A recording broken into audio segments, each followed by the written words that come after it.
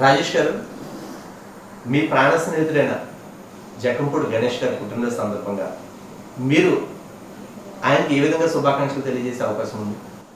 జన్మ జన్మలకి ఆయన పిలిచే తమ్ముడు అనే ప్రేమ ఎప్పుడు ఏ జన్మకన్నా సరే అదే పిలిపించుకోవాలని మనస్ఫూర్తిగా కోరుకుంటున్నాను.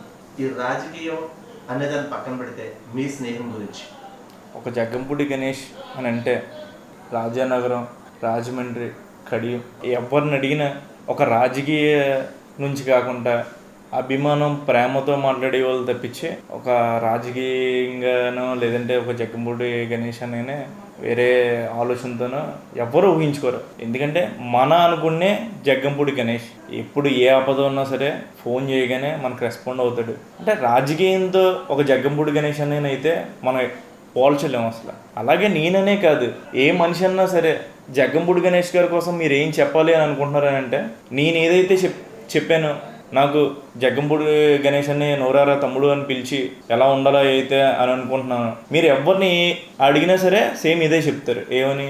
అన్నయ్య అంటే నాకు అంత అభిమానం అని.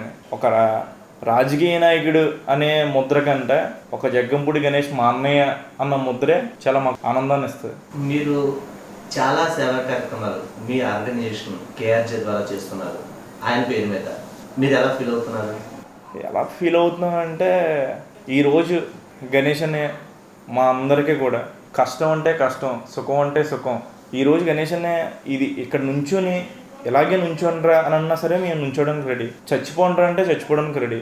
మాకు రాజకీయంతోనో లేదంటే ఇంకొక దానితోనో మాకైతే ఓన్లీ గణేష్ అనే డబ్బుతోనో దేనితోని కూడా మాకు అవసరం, అలాంటి అవసరం కూడా మా నుంచి రానివ్వకుండా మాకు ఏదైనా ఆపద వస్తుంది అంటే ముందు గణేష్ అనే ముందు ఉన్న తర్వాత ఆపద మమ్మల్ని అన్నయ్యని దాటుకుని మా దగ్గరికి రావాలి.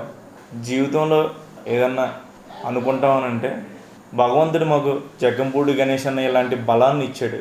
ఆ బలం మాకు జీవితాంతం జగ్గంపూడి ఫ్యామిలీకి కానీ జగ్గంపూడి గణేష్ అన్నయ్యకి కానీ మేము జీవితాంతం రుణపడి ఉంటాం అని నేను తెలియజేస్తూ, happy birthday to you Ganesh అన్నయ్య. ఇలాంటి పుట్టినరోజులు నువ్వు ఎన్నో చేసుకోవాలని మనస్ఫూర్తిగా కోరుకుంటున్నాను. Many more happy returns of the day అన్నయ్య.